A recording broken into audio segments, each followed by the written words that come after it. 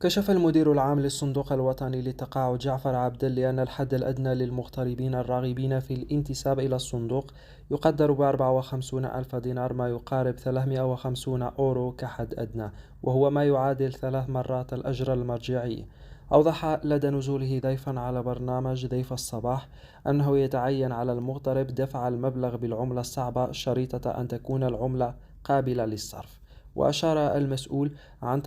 عن الصندوق إلى أن الراغب في الانتساب يجب أن يكون مسجلا في الممثليات الدبلوماسية والقنصليات الجزائرية، وغير منتسب إلى منظومة الضمان الاجتماعي في الجزائر.